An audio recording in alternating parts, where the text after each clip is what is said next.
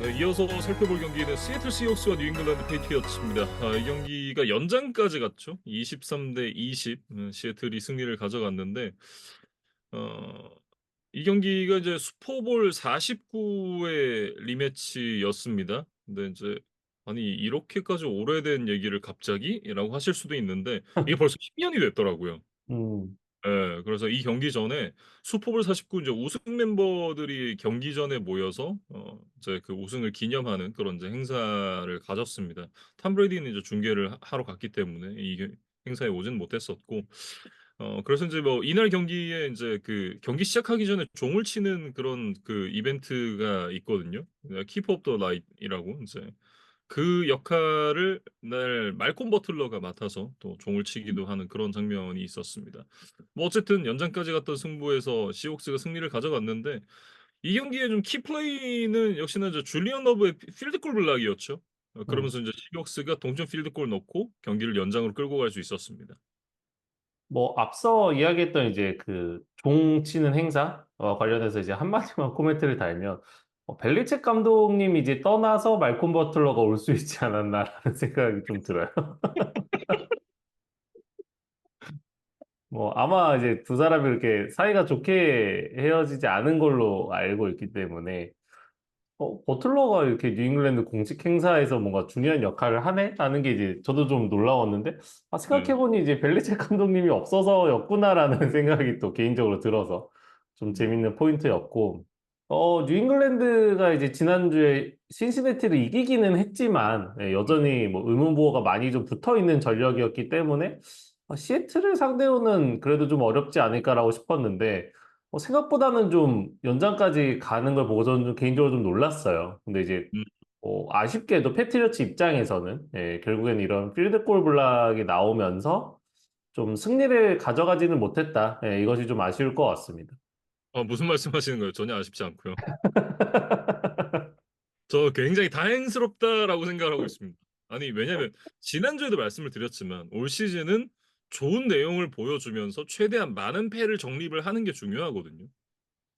아니 뭐 이미 그 이제 공포의 빨간 토시를 트레이드를 시킨 시점에서 올 시즌에 성적을 내지 않겠다라는 게 인제 기조라는 게 좀 드러나잖아요. 물론 인제 그 선수들은 최선을 다하고 감독도 최선을 다하겠지만 긍정적인 내용들을 보여주고 그리고 인제 최대한 많은 패를 정립을 해서 뭐 저는 그렇게 생각을 하거든요. 전반적인 그 선수단 구성은 스킬 플레이어진을 제외하고 나면 뭐 스킬 플레이어진도 인제 리시버를 제외하고 나면 뭐 특히나 지금 뛰고 있는 러싱 듀오라든지 뭐 이런 부분들은 괜찮다라고 생각을 합니다. 수비도 괜찮은 편이고. 네 그런 부분들을 생각을 해 보면 올 시즌에 뭐 어쨌든 드레이크 메이에게 그 레드 셔츠를 입힌 시즌이기 때문에 뭐 굳이 좋은 성적을 내는 게 의미가 없어요. 예.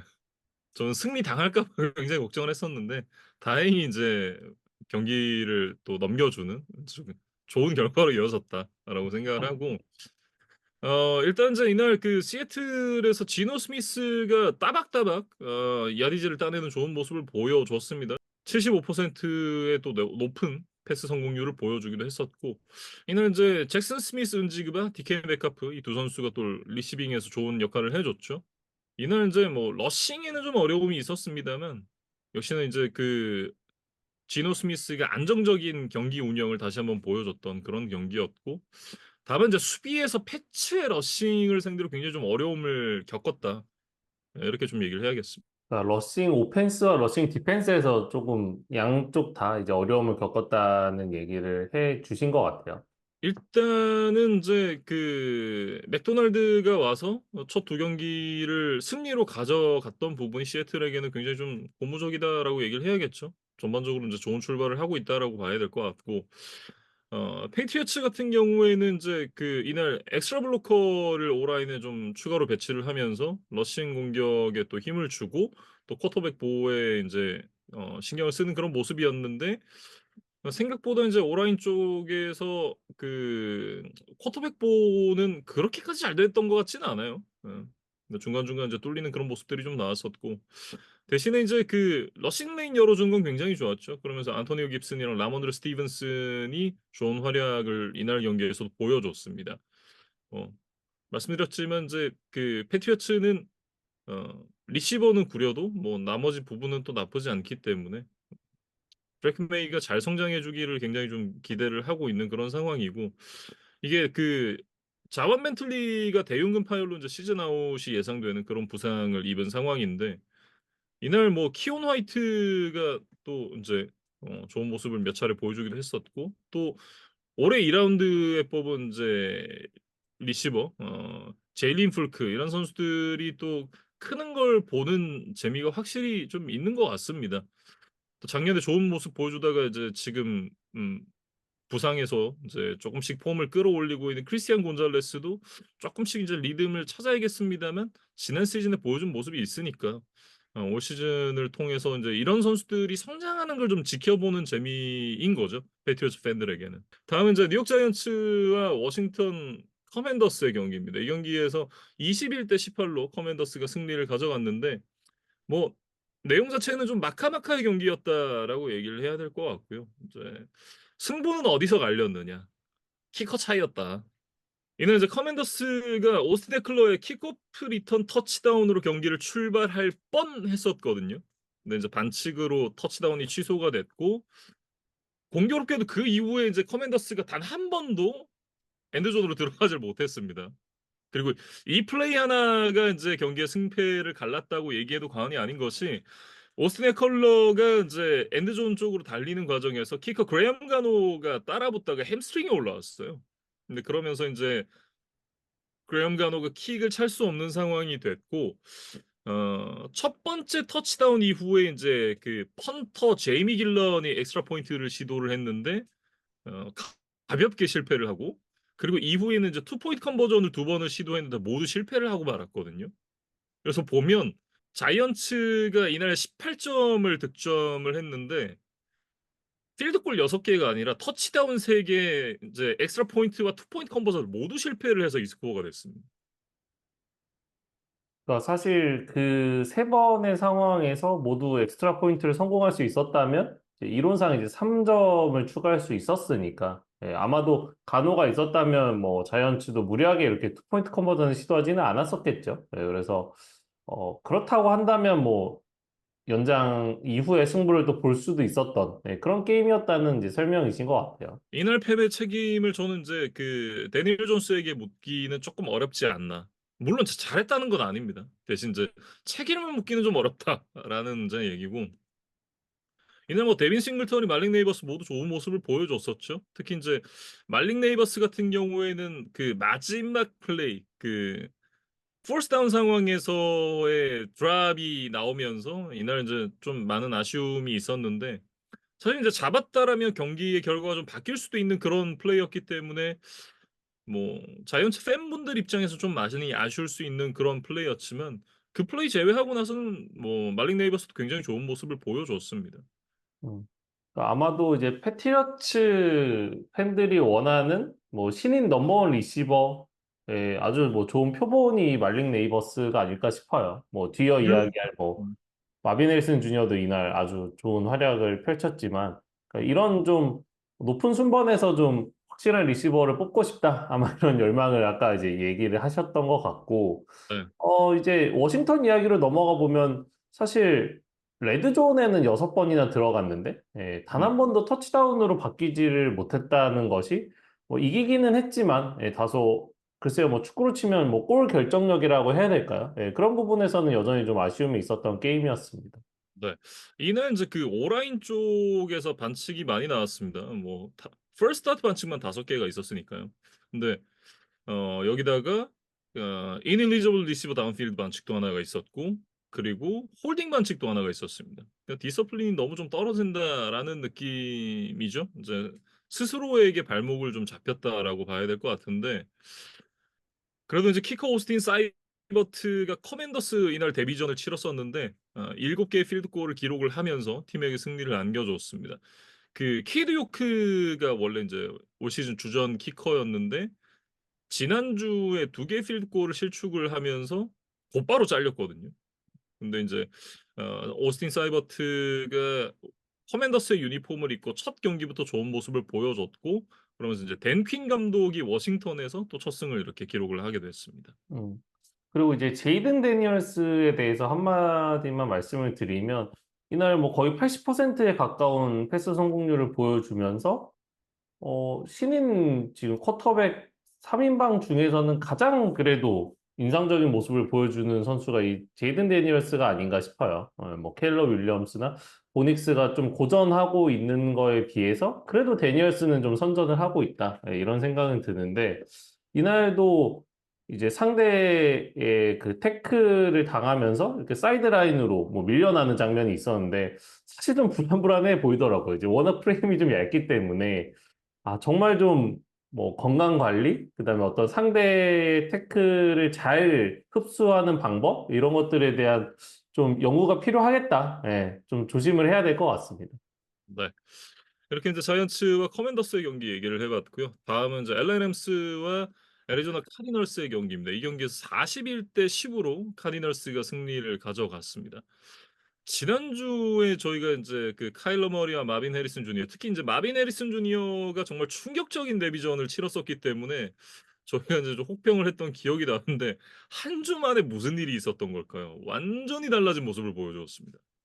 그러니까 이날 경기의 활약을 위해서 지난주에 뭔가 전력을 숨긴 게 아닐까라는 의심이 들 정도로 음. 카일러 머리와 마빈 헬슨 주니어가 정말 엄청난 뭐 시너지를 내면서 참 대승을 거두는데 이제 뭐 가장 1등 공신들이었죠. 사실 1주 차에는 이제 워낙 존재감이 없었던 이 마해주였는데 이날은 자신의 NFL 홈 데뷔전에서 4번의 캐치, 130 리시빙 야드 2개 터치다운으로 이제 폭발을 하면서 애리조나 팬들에게 아주 뭐 강렬한 인사를 했고 쿼터백 카일러 머리도 이제 턴오버 없이 터치다운 패스 3개 그러면서 이제 패서 레이팅 158.3점 만점을 기록을 했거든요. 그러면서 카디널스 팀 전체적으로는 이 지구 라이벌인 램스 상대로 이제 홈 9연패의 사슬을 끊는 또 그런 아주 기념비적인 경기가 됐습니다. 이게 그 카일러 머리가 기록했던 3개 터치다운 패스를 돌려보면 카일러 머리가 갖고 있는 장점들이 고스란히 좀 드러난다라는 느낌이거든요. 뭐 머리가 갖고 있는 인제 그 과감한 다운필드 패싱 그리고 인제 높은 포물선으로 상대의 좀 허를 찌르는 그런 패스들 그리고 인제 그 빠른 발을 이용해서 상대 수비수들을 인제 제쳐내면서 플레이를 연장하는 그런 인제 능력을 모두 좀 느낄 수 있는 그런 모습들이었다라고 얘기를 해야 될 것 같고 사실 이제 그 빅플레이가 하나 나왔잖아요. 마빈 해리슨 주니어에게 연결했었던 이 60 야드짜리 패싱 터치다운 장면은 애초에 약속된 플레이가 아니었다 그래요. 그러니까 카일러 머리가 이제 플레이 액션을 통해서 이제 돌아 나오면서 이 플레이가 시작이 되는데 음. 원래는 이제 머리가 자신의 왼쪽으로 이제 패스를 원래 하려고 했었던 것 같아요. 실제로도 이제 필름을 돌려보면 카일러 머리의 시선이 이제 왼쪽에 좀 쏠려 있는 거를 알 수 있는데 그것이 이제 좀 여의치가 않자 자신이 스스로 이제 오른쪽으로 달리면서 시간을 벌어요. 그리고 그 과정에서 마빈 해리슨도 카일러 머리가 뭔가 플레이를 연장하는구나라는 거를 이제 캐치하고 원래 이제 필드 왼쪽에 있던 마빈 해리슨은 이제 대각선으로 달려가면서 이제 필드 오른쪽에 빈 공간을 찾아서 움직이거든요.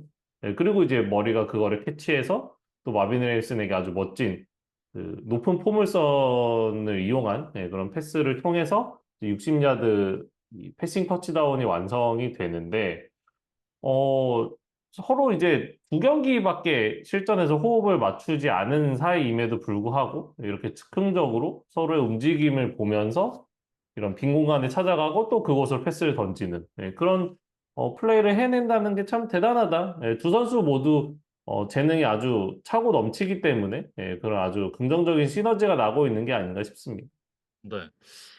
여기 인제 제임스 코너와 트레이 맥브라이드까지 이제 자신의 역할을 120% 보여주면서 시즌 프리뷰 때 저희가 얘기했었던 '공격 쪽에서의 파괴력은 좋을 수 있다.'라는 그런 이제 그 희망편 시나리오가 이날 경기에서 좀 잘 나오지 않았나 라는 생각이 들고 뭐 걱정이 좀 많았었던 이제 수비 쪽에서도 데니스 가덱이나 인제 부다 베이커 이런 선수들이 중요한 순간마다 상대의 어떤 템포를 잘 끊어 놓으면서 이날은 그야말로 이제 공수양면의 상대를 압도했다라고 얘기를 하는 게 맞는 것 같습니다. 그러니까 물론 램스의 부상자가 많기는 했어요. 근데 이제 음, 그렇다 하더라도 뭐 매튜 스태포드라는 이제 아주 좋은 쿼터백이 여전히 뭐 버티고 있던 램스를 상대로 그래도 애리조나 수비가 좀 희망을 보여줬다. 앞으로는 어떨지 모르겠습니다만, 네, 우리가 생각한 것처럼 리그 최악의 수비는 아닐 수도 있겠다라는, 예, 뭐 가능성을 보는 경기였다 정도로는 그래도 말씀을 드릴 수 있을 것 같습니다. 네. 램스가 지난주 이제 리뷰에서 "시즌 초반에 부상자가 많아서 좀 고민이다."라고 이제 말씀을 드렸었는데, 이날 쪼끔 더 이제 그 부상자 명단의 리스트가 늘어났습니다. 일단은 어 푸카나쿠아가 지금 IR에 올라가 있는 상황에서 쿠퍼 컵이 인제 하이앵클 스프레인 부상을 당했죠.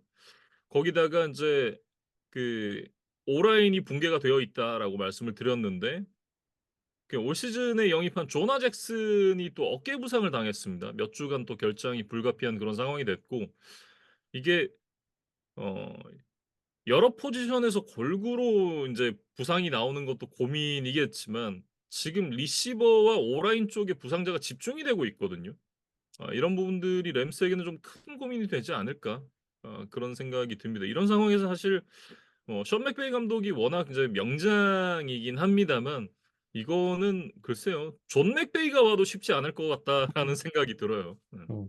그러니까 요리로 치면은 뭐 아주 뭐 화려하고 예, 좋은 요리 스킬을 가진 요리사가 있다고 했을 때 그래도 일단 재료가 뭔가 있어야 음식을 음. 만드는 거잖아요. 예, 그 재료가 이미 다 썩어 있고 뭐 한 절반밖에 없고 이렇다고 하면은 사실 뭐 고객을 만족시키는 요리를 만든다는 것 자체가 이제 어려운 일이죠. 예, 음. 그래서 션 맥베이 감독도 굉장히 좀 스트레스가 높은 시즌 초반이지 않을까라는 걱정이 듭니다. 그 무 스테이크 이런 거 만들어야죠. 네. 다음 경기로 넘어가 보겠습니다. 피츠버그 스틸러스와 덴버 브론코스의 경기인데요. 이날 경기에서 이제 13대 6으로 피츠버그 스틸러스가 승리를 가져갔습니다. 이게 기대했던 이제 러셀 윌슨 더비는 결국은 이제 이루어지질 못했죠. 러셀 윌슨 선수가 이 종아리 쪽의 부상으로 경기에 나서지를 못했는데, 현 소속팀 피츠버그 스틸러스가 러셀 윌슨을 대신해서 이제 덴버를 좀 혼내줬다. 이렇게 좀 얘기를 할 수 있을 것 같습니다. 그러니까 또다시 스틸러스가 원하는 로우 스코어링 게임 양상으로 흘러갔다. 13대 6이라는 이제 스코어에서도 알 수 있듯이. 그러다 보니까 수비가 더 강력한 피츠버그가 게임 전체 주도권을 가지고 좀뭐 운영을 할 수 있었던 상황이 아닌가 싶고, 뭐 페널티가 사실 좀 많기는 했다는 오점은 있지만, 예, 그래도 스틸러스가 정말 좀 그 특유의 끈끈함으로 예, 다시 한번 2승 0패로 시즌을 출발하고 있습니다. 두 팀 모두 인제 그 공격이 리그 최하위권에 위치를 하고 있는 팀들이니까 뭐 많은 득점이 나오지 않을 거라는 생각은 했었는데, 뭐 보이는 스코어는 사실은 인제 뭐 원 포제션 차이입니다만, 글쎄요. 경기력만 놓고 봤을 때는 그거보다는 좀 더 큰 차이가 있었다라고 얘기를 해야 될 것 같고요. 이날 인제 그 페널티 얘기를 해 주셨는데, 스틸러스가 10 개의 반칙으로 78 야드를 내줬고요. 브론코스가 9 번의 반칙으로 124 야드를 내줬습니다. 양 팀 모두 굉장히 슬라피한 그런 경기력을 보여줬었죠. 그리고 앞서 인제 그 제이든 데니얼스 얘기를 하면서 인제 그 올 시즌에 루키 쿼터백들이 좀 헤매고 있다라는 얘기를 해 주셨는데, 보닉스가 이날도 인제 2 개의 인터셉션을 던지면서 좀 크게 헤맸죠.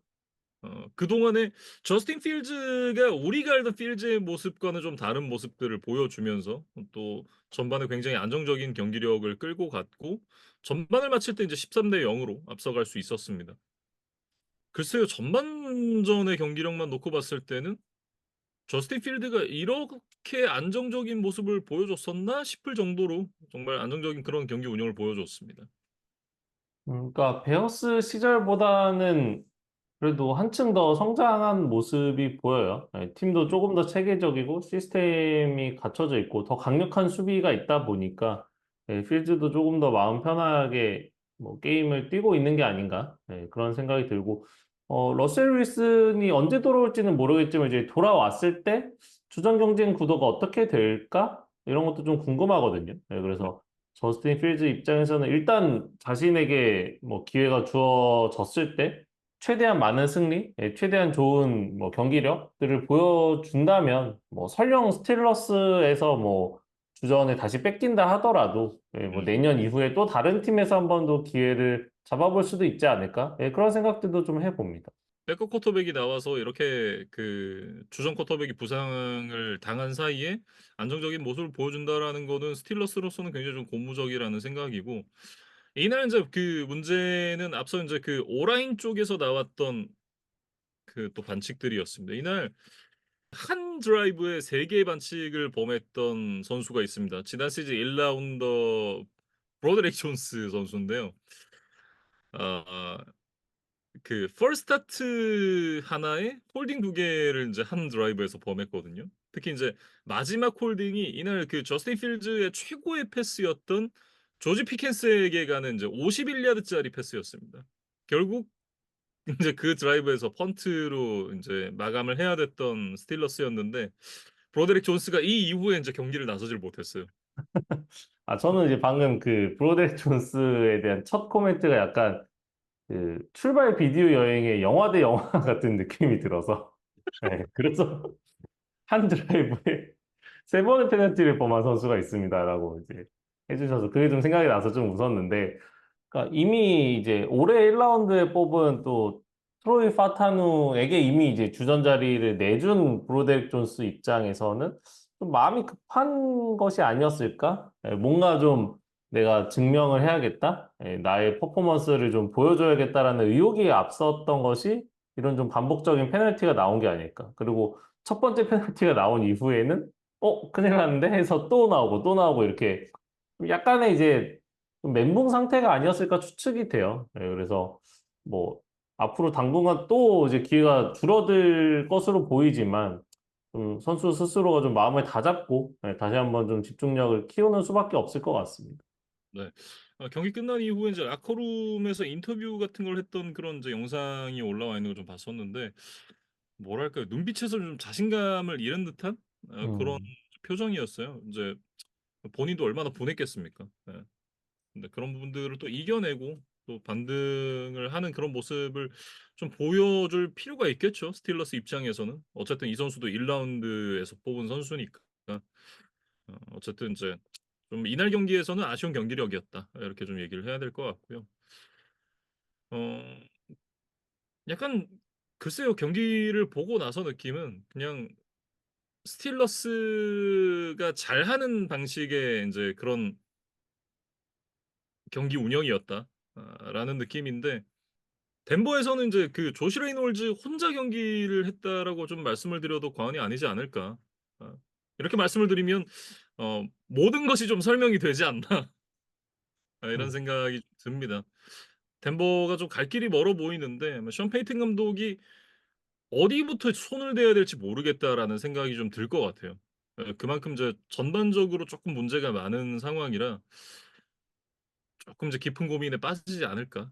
이런 생각을 해 봅니다. 이런 덴버 같은 신인 쿼터백이 있는 팀들은 일단 러싱 공격의 비중을 좀 높이면서 이 보닉스에 좀 부담을 덜어주고 그 이후에 좀 상대 견제가 줄어든 틈을 타서 또 보닉스가 이제 자신감을 끌어올릴 만한 플레이들을 한두 개씩 해나가면서 이제 성장하는 이제 그런 것들이 가장 정석적인 뭐 방법이라고 볼 수가 있는데, 이날 덴버의 러싱 공격을 보면 자본트 윌리엄스가 11번 시도에 17야드 전진에 불과했어요. 팀 전체적으로도 뭐 러싱 시도당 3.4야드밖에 나가지를 못했기 때문에 일단은 뭐 보닉스에게 좀 상당 부분 부담이 지워진 채로 게임이 출발을 한다. 그렇다고 한다면 뭐 가뜩이나 스틸러스 수비가 강한 상황에서 닉스가 뭔가 팀을 승리로 이끌 만한 그런 플레이를 하기에는 굉장히 좀 난이도가 높은 게임이었다는 생각이 듭니다.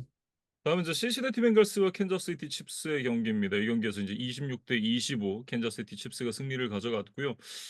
후반전에 여러 좀 혼란스러운 상황이 많이 연출이 됐었던 그런 경기였죠. 결국 이제 그 과정에서 좀 게임이 비벼지는 그런 이제 양상으로 이어졌었는데, 결국 캔자스시티 칩스가 51 야드짜리 끝내기 필드골과 함께 승리를 가져갔습니다.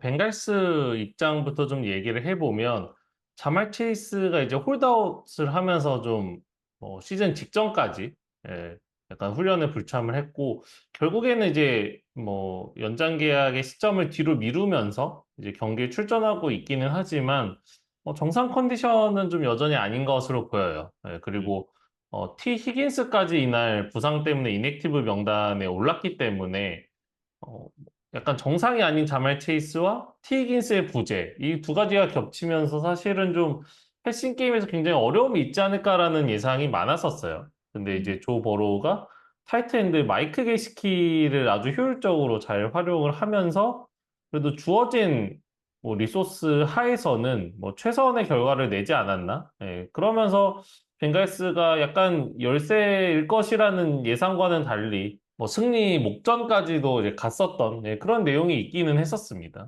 네. 전반적으로 봤을 때 이제 지난주보다는 그래도 조 버로우 선수의 경기력이 쪼끔 더 올라왔다라는 부분은 신시내티 벤갈스로서는 좀 긍정적인 부분이었던 것 같아요. 근데 이제 결국에는 패했기 때문에 그럼 뭐가 문제였느냐? 뭐 이야기를 안 할 수가 없겠죠. 결국에는 이제 4쿼터 막판에 나왔었던 이 페널티들이 좀 주요 요인이 아니었나라는 생각은 계속 들어요. 일단 음. 그 4쿼터 10분여를 남긴 상황에서 자말 체이스가 이제 심판에게 항의를 했었죠. 그리고 이제 그 과정에서 좀 설전이 벌어지면서 결국 자말 체이스에게 15야드짜리 언스포츠맨 라이크 컨덕트 페널티가 주어졌습니다. 그러니까 뭐 첼시 입장에서는 아마 힙드랍 태클을 뭐 주장을 했었다? 뭐 이런 이제 이야기들이 나오던데 결국에는 심판과 싸워서는 실리적으로 이득을 얻을 일은 거의 없는 거잖아요. 그럼 모든 스포츠를 통틀어 마찬가지죠. 그래서 뭐 첼시도 분명히 뭐 억울한 점이 있기는 있었겠으나 예, 심판에게 좀 항의를 하는 과정이 좀 거칠면서 이런 페널티를 받고 말았습니다. 결과적으로 인제 역전 필드골까지 이어지긴 했습니다만 글쎄요. 이 페널티가 없었다면 '터치다운까지 갔을 수도 있겠다.'라는 생각을 인제 하고 보면 역시나 이제 이런 부분들은 좀 아쉽죠. 음.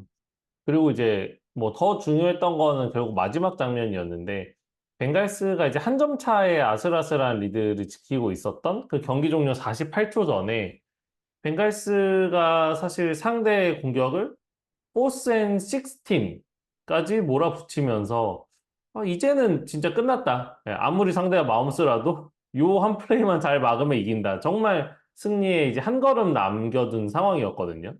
근데 이제 마움스가 그 레시 라이스를 향해서 이제 패스를 던졌는데 그 과정에서 이제 세이프티 다이잔 앤서니라는 선수의 이 디펜시브 패스 인터피어런스 반칙이 나오면서 퍼스트 다운 갱신 그다음에 이제 29야드 전진이 결과적으로 이루어졌어요. 음.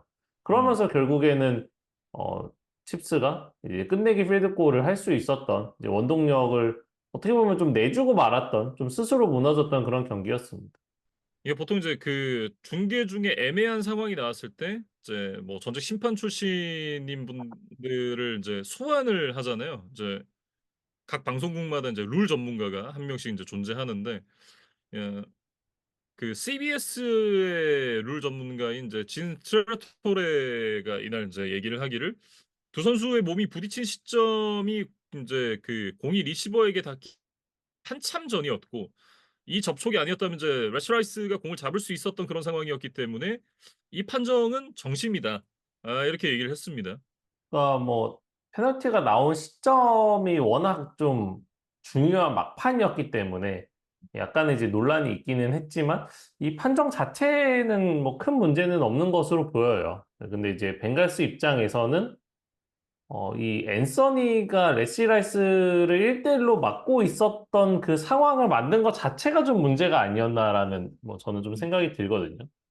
이 다이잔 앤서니가 이번 시즌 뭐 아마 7라운드였나요? 이제 굉장히 하위 라운드에 뽑힌 이제 선수였고, 뭐 개막전이라던가 이날 경기에서도 주로 이제 스페셜 팀에서 뛰었고, 수비 스냅에 이제 거의 참여를 하지 않았던 선수였어요. 뭐 참여 비율이 한 10% 미만으로 이제 굉장히 적은 선수였는데, 아마도 이제 뭐 세컨더리 숫자를 좀 늘리는 과정에서 이 앤서니를 투입했을 것으로 추측이 됩니다. 근데 이제 뭐 그거 자체는 비판하고 싶지 않지만 그렇다 하더라도 이 레시 라이스라는 옵션은 칩스에서 굉장히 좀 우선순위가 높은 선수이기 때문에 뭐 더블팀을 붙인다던가 이런 식으로 해서 조금 더 그 팀의 핵심이 되는 수비수들이 직접적으로 견제에 들어갔어야 되는 뭐 요주의 인물이 아니었나라는 생각이 들거든요. 근데 이제 음.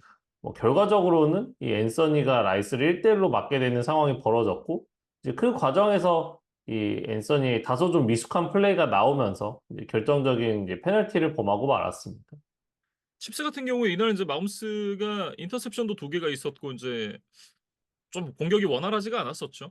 그럼에도 어쨌든 이제 꾸역승을 거뒀었는데 사실은 인제 이게 칩스 왕조가 계속해서 좋은 성적을 거두고 있는 비결이 아닌가라는 생각이 들기는 해요. 왜냐면 비벼지는 경기를 하더라도 혹은 불리한 경기를 하더라도 어쨌든 막판에 경기를 뒤집고 승리를 가져간다라는 게 프로 스포츠에서 굉장히 의미가 있는 거잖아요. 그러니까 마홈스가 주전 쿼터백이 되고 나서 9월 경기에서 지금 17승 4패입니다.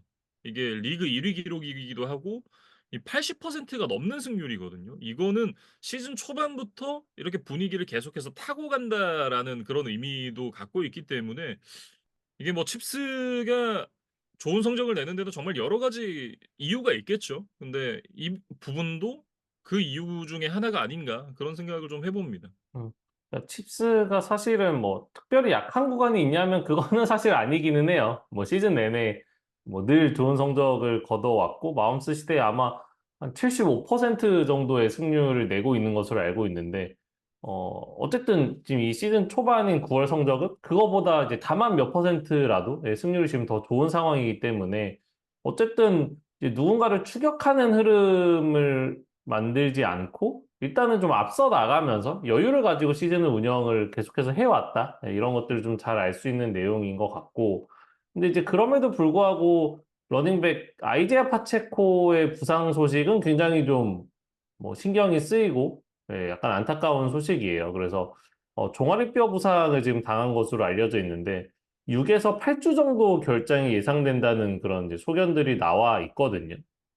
그래서 사실은 이날도 파체코의 러싱 공격이 있지 않았더라면 과연 칩스가 이렇게 좀 경기 막판까지 뭐 비등비등한 흐름을 만들 수 있었을까? 이런 역전을 할 기회 자체를 가질 수 있었을까? 라는 의심이 들 정도로 최근에 이 파체코의 비중이 칩스에서 사실 굉장히 높았습니다. 네, 근데 어쨌든 지금 긴 기간 좀 빠지게 됐다는 것이 좀 칩스로서는 이제 고민이 될 것 같고 저희가 이제 말씀을 못 드렸습니다만, 이 클라이드 에드워즈 엘레어도 대학 시절 이제 그 총기 사고로 세상을 떠났던 동료가 있었는데, 이제 아마 그 사건에 대한 좀 여전히 트라우마에서 좀 벗어나지를 못하고 있어요. 그래서 이제 소위 PTSD라고 하죠.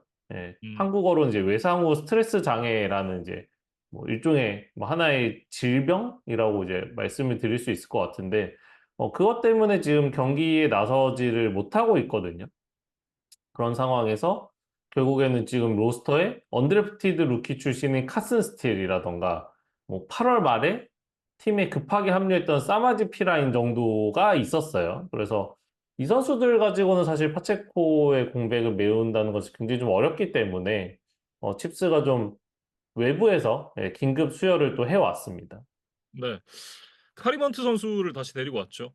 그때 당시에 그 칩스와 좀 안 좋게 이별을 했었던 카리먼트였는데 당시 인제 그 엘리베이터에서 인제 여자를 때리는 그런 인제 음, 장면이 있어서 인제 그런 부분들이 좀 이슈화가 됐었고 이제 칩스 구단에서는 사실 인제 그 사건도 사건이지만 그 사건을 구단에 숨겼던 부분에 대해서 인제 굉장히 좀 괘씸하게 생각을 했었습니다.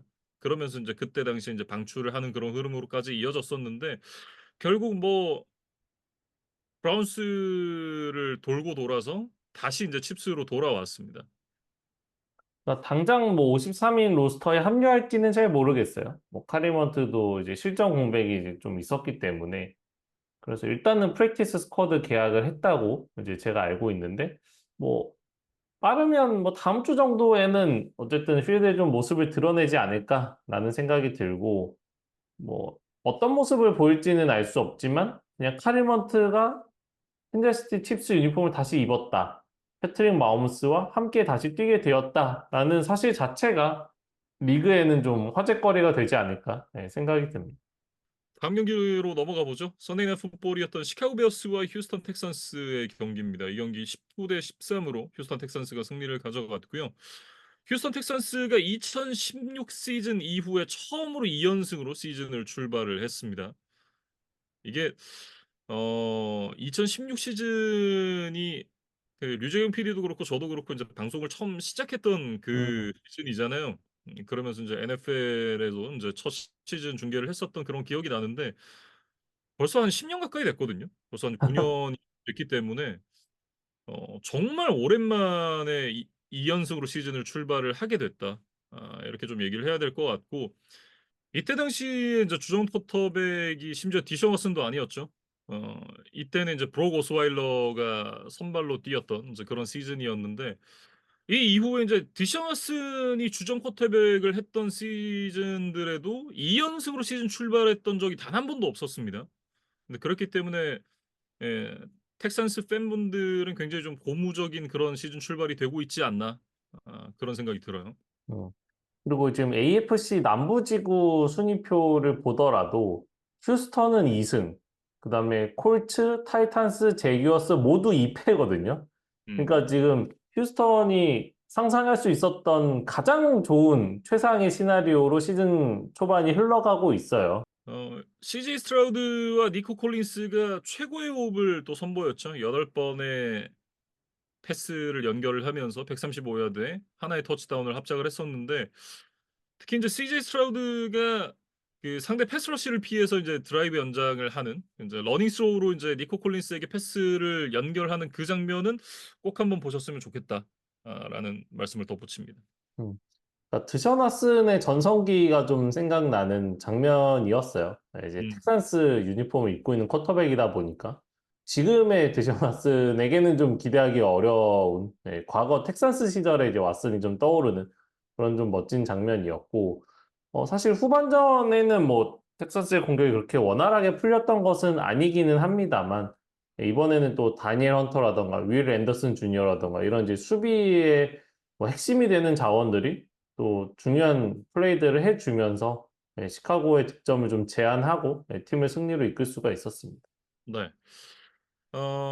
인제 후반전에 조 믹슨 선수가 발목 부상으로 이제 경기에서 이탈을 했는데 이게 힙 드롭 태클에 의한 부상이었습니다. 근데 이제 부상을 당했음에도 페널티가 인제 선언이 되지 않았어요. 이게 힙 드롭 태클에 대해서 제가 이제 비판을 한 부분에 대해서 "이거는 취지가 좋은데 왜 이거에 대해서 그런 식으로 바라보는지 모르겠다."라고 인제 그 댓글을 다신 분도 보고 했습니다만 그러니까 핵심은 그겁니다. 이게 뭐 부상을 당할 수 있는 종목이기 때문에 그 반칙이 도입된 게 잘못됐다가 아니라 이게 수비 선수들이 이 하다 보면 100% 클린한 태클을 들어갈 수가 없잖아요. 근데 하다가 보면 나올 수 있는 장면이고 사실 인제 불운한 사고에 가까운 부분이지 그걸 제어를 해서 없앨 수 있는 종류의 태클은 저는 아니라고 생각을 하거든요. 그리고 이게 경계가 굉장히 좀 모호하기도 합니다.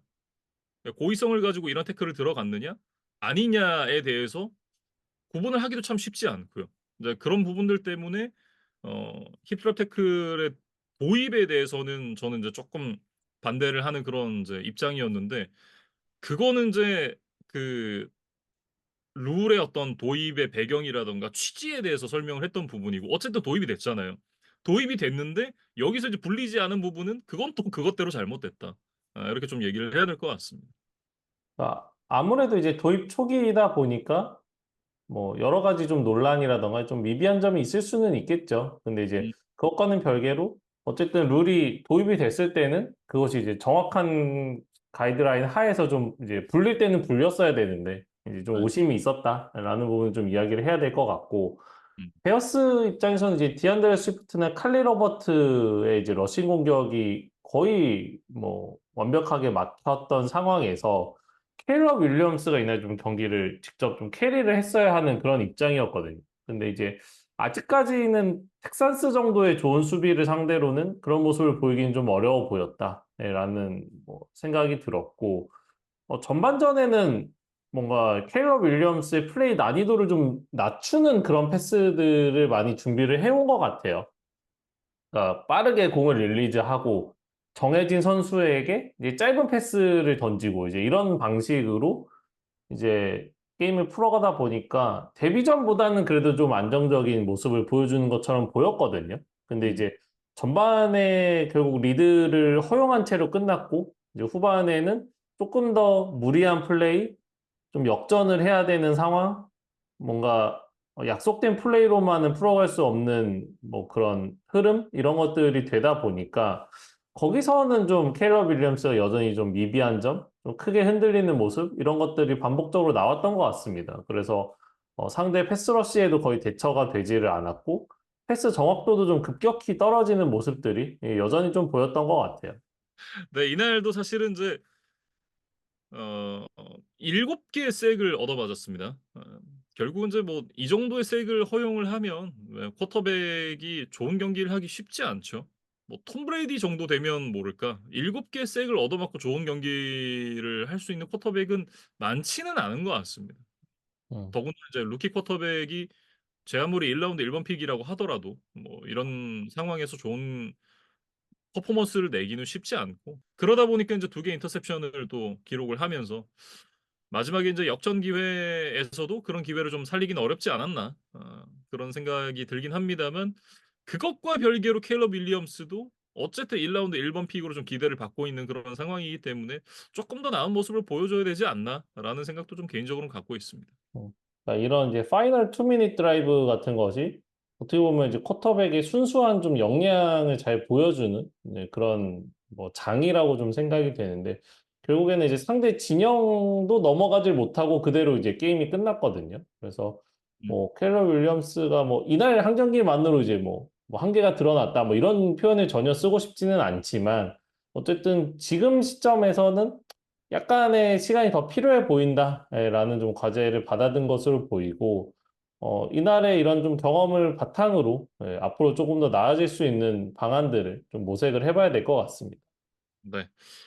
마지막 경기였던 이제 먼데이 나잇 풋볼 매치업 애틀랜타 팰컨스와 필라델피아 이글스의 맞대결입니다. 이제 조류 맞대결이 성사가 됐었던 먼데이 나잇 풋볼이었는데 결국 22대 21 한 점 차로 애틀랜타 팰컨스가 승리를 가져갔습니다.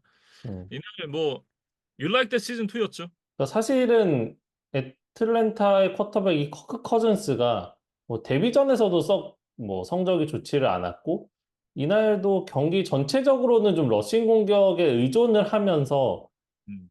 커즌스에게 좀 턴이 뭐 별로 안 가는 느낌? 그러니까 약간 좀 한 발 뒤로 물러서서 경기를 좀 관망하는 느낌이 좀 강했었어요. 네, 그래서 커즌스가 아직은 좀 컨디션이 안 올라와 있나? 예, 뭐 이런 생각이 좀 들었었는데 결국 뭐 앞서 케일러 윌리엄스와 또 비교를 하게 되지만 그 마지막 순간에 이 투미닛 드라이브에서 뭔가 아껴둔 체력을 다 쏟아부은 것처럼 정말 엄청난 모습을 보여주면서 팀에게 아주 짜릿한 역전승을 안겼습니다. 네. 그 롤 중계 방식대로 좀 표현을 하자면 누워 있다가 마지막에 인제 경기를 이기는 그런 모습을 보여줬던 커크 커즌스였는데 1분 39 초를 남겨 놓고 타임아웃도 없이 이 6점 차를 뒤져 있던 상황에서 컬 커즌스가 결국은 패스만 6 번을 시도를 해서 5번 성공 70 야드를 1분 만에 나아가면서 역전을 만들어냈습니다. 이게 그 다넬 무니에게 인제 21 야드짜리 26 야드짜리 패스를 연속으로 정확하게 연결시켰던 것이 좀 결정적이었다. 이렇게 얘기를 해야 될 것 같고 마지막에 인제 터치다운 패스 장면에서도 인제 페이크 모션을 통해서 데리스 슬레이를 제쳐내고 세퍼레이션을 얻어냈었던 드레이크 런던을 또 칭찬을 안 할 수가 없을 것 같아요. 음. 그러면서 이 드레이크 런던을 또 커크 커즌스가 잘 찾았고 음. 그러면서 이제 터치다운이 완성됐는데 1점을 깎아보자면 너무 빨리 터치다운을 해서 오히려 상대에게 공격 기회를 준 게 좀 아쉬웠다. 뭐라는 얘기를 반농담으로 할 정도로 음. 사실 굉장히 짧은 시간에 타임아웃도 없었고 필드골 대신 무조건 터치다운을 했어야만 하는 이제 굉장히 프레셔가 높은 상황이었음을 감안하면 커크 커즌스가 이 미션을 굉장히 좀 쉽게 잘 헤쳐냈다? 너무 빨리 뭐 풀어냈다? 이런 생각이 좀 들어요. 특히 뭐 이글스의 수비가 또 굉장히 강력한 것으로 알려져 있는 팀인 것을 감안하면 커커 커즌스의 이날 마지막 투미닛 드라이브는 정말 좀 칭찬을 해야 될 것 같고 구영애 선수도 사실 3개의 필드골과 1개 엑스트라 포인트를 성공하면서 이제 깔끔한 경기를 치렀습니다. 근데 음. 이 필드골은 사실 뭐 아주 야드가 길지는 않았기 때문에 뭐 구영애 선수라면 이제 당연히 좀 믿고 뭐 성공을 하는 것이 좀 당연한 것이었다고 한다면 오히려 이 엑스트라 포인트에 대해서 좀 이야기를 해봐야 될 것 같아요. 그러니까 이 음. 드레이크 런던의 이제 경기 마지막 터치다운이 나오면서 일단 21대 21이 됐죠. 그러면서 이제 구영애 선수가 뭐 한 점 리드를 하는 이제 편안한 엑스트라 포인트를 준비를 하고 있었는데 여기서 드레이크 런던이 이제 세리머니를 했던 것이 좀 화근이 되면서 이게 이제 15야드 페널티를 받았거든요. 그러면서 음. 구영희 선수가 원래 같으면 이제 33야드 엑스트라 포인트를 시도를 해야 되는 게 48야드 이제 킥으로 바뀌고 말았어요. 그래서 뭐 48야드 거리가 사실 좀 부담스러운 것도 있지만 어쨌든 구영희 선수 입장에서는 이거는 무조건 엑스트라 포인트다라고 이제 생각을 하고 있다가 직전에 뭔가 상황이 바뀐 거잖아요. 내가 차야 하는 킥 거리가 갑자기 달라졌기 때문에 이 부분에 대해서는 어떤 굉장히 예민한 키커의 어떤 심리 상태였다면 좀 많이 흔들릴 수도 있었다고 보여지거든요. 근데 이제 이런 것들을 굉장히 잘 이겨내고 깔끔하게 성공을 시켰다는 부분을 저희가 뭐 한국 선수라서가 아니라 어떤 다른 키커였다 하더라도 분명히 영향을 받을 수 있었던 상황에서 아주 잘 해냈다. 이런 부분 좀 칭찬을 하고 싶습니다. 고영희 선수의 이제 데뷔전이 갑자기 좀 생각이 나는데 그때 당시에 이제 그 차저스에서 데뷔를 했었던 고영희 선수였잖아요. 근데 2주차 경기였나? 뭐 그랬던 것 같은데 그 필드골로 인해서 인제 경기의 승패가 갈릴 수 있는 그런 상황에서 그 아이싱 더 키커에 한번 당하고 그러면서 인제 실축을 하고 인제 차저스와는 인제 쪼끔 좋지 않은 그런 인제 헤어짐을 했었던 구영애 선수였는데 그때의 어떤 모습과 비교했을 때 지금의 구영애 선수는 완전히 다른 선수고 이게 이런 상황에서도 사실은 걱정이 된다라기보다 '뭐 고영이니까 넣겠지.'라는 그런 인제 그 생각이 먼저 드는 걸 보면 이게 저뿐만 아니라 많은 분들이 비슷하게 생각을 하셨을 것 같거든요. 네, '얼마나 대단한 선수가 되었나.' 이런 부분들이 새삼 좀 생각이 나는 것 같습니다.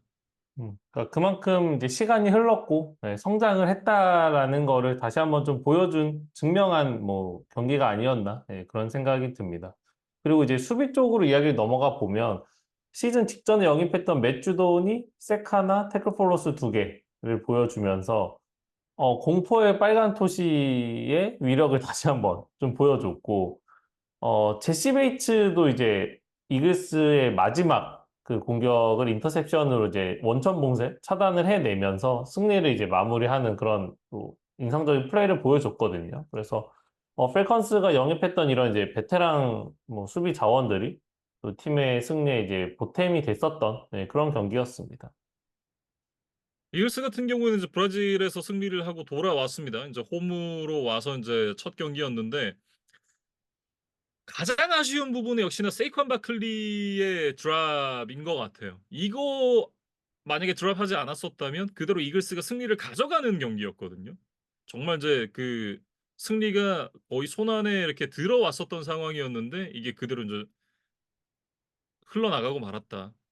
그런 부분에서 인제 이글스는 굉장히 좀 아쉬울 것 같고 마지막 수비에서 이제 '터치다운만 주지 않으면 된다.'라는 인제 그런 생각을 아마 좀 했었을 것 같은데 이게 그러다 보니까 전반적으로 인제 그 패스 러시를 통해서 커 커즌스를 좀 괴롭히는 그런 부분들보다는 '우리는 빅플레이만 안 주면 돼. 빅플레이만 안 주면 돼.' 하다가 결국 이제 계속해서 빅플레이를 허용하는 그런 이제 모습들이 나왔었던 것 같고 이게 특히나 이제 커 커즌스 같은 경우에도 사실은 인제 그 제가 맨날 커즌스에 대한 평가절하를 하긴 하지만 이게 커즌스도 NFL에서 굴러온 짬바가 있는데 이게 이렇게 자유롭게 놔두면 커크 커즌스도 충분히 좋은 모습을 보여줄 수 있는 선수잖아요. 근데 '커크 커즌스를 너무 좀 자유롭게 놔두지 않았었나? 그게 좀 패착이었던 것 같다.' 이렇게 생각을 합니다. 음. 그러니까 좀 관성적으로 이제 힘을 좀 뒤로 빼고 물러서서 커버리지를 통해서 이제 빅플레이를 허용하지 않겠다는 마인드로 일관했던 것이 결국엔 좀 패착이 아니었나 싶어요. 그러니까 블리츠를 뭐 과도하게 할 필요는 없지만 그래도 정상적인 수비를 통해서 커즌스에게도 언제든지 뭐 색을 당할 수 있다는 위협을 주면서 이 수비를 해봤으면 어땠을까?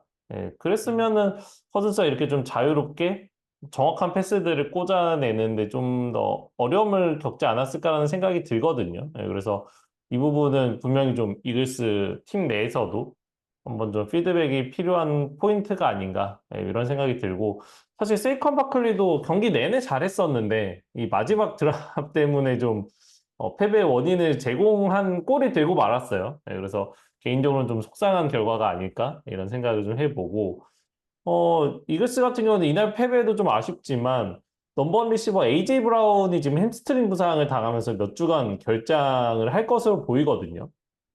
그래서 결국에는 또 세이컨 바클리에 대한 비중이 높아질 것 같다라는 좀 우려가 되는 상황입니다.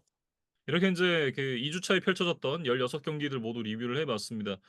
전반적으로 봤을 때 이제 그 지난주 선수들이 보여줬던 경기력보다는 이번 주에 조금 더 이제 폼이 올라온 듯한 느낌이었다 이런 생각이에요. 뭐 저는 이제 크게 변수가 한 두 가지 정도 지금 리그에 있다고 보는데 뭐 매년 나오는 이제 부상 문제가 가장 첫 번째죠. 네, 저희가 항상 프리뷰를 할 때는 모든 선수들이 모든 경기를 잘 뛰어준다는 전제 하에 뭐 누가 잘할 것이다, 누군 좀 힘들 것이다라는 이야기를 이제 뭐 나름 저희의 평가를 말씀을 드리지만 결국에는 시즌을 치러가면서 부상자가 속출하고 그것 때문에 뭐 성적이 많이 바뀌잖아요. 그래서 지금 벌써부터 좀 부상으로 힘들어하는 팀들이 지금 나오고 있기 때문에 이런 것들이 순위 싸움에 어떤 영향을 미칠지 좀 두고 봐야 될 것 같고 두 번째는 저희가 뭐 NFL이 지금 패싱 위주의 리그로 흘러가고 있다고 말씀은 드렸지만 전체적으로 봤을 때 쿼터백들의 패싱 야드나 패싱 터치다운 이런 것들이 지금 약간 시즌 초반에 좀 저조한 것으로 보이거든요. 네, 음. 그래서 과연 이런 트렌드가 시즌 내내 좀 이어질지 아니면 이제 아직 초반이어서 뭔가 쿼터백들과 리시버들의 호흡이 잘 안 맞아서의 단순한 이런 이유인지는 조금 더 몇 주간 지켜봐야 될 것 같아요. 네, 그래서 어, 이런 뭐 두 가지 부분들에 대해서 저희도 좀 다음 주에 조금 더 추적을 해볼 수 있도록 해보겠습니다. 네. 이렇게 이제 2주 차 리뷰 마쳐보도록 하겠고요. 저희는 3주 차 경기들 결과와 함께 돌아오도록 하겠습니다.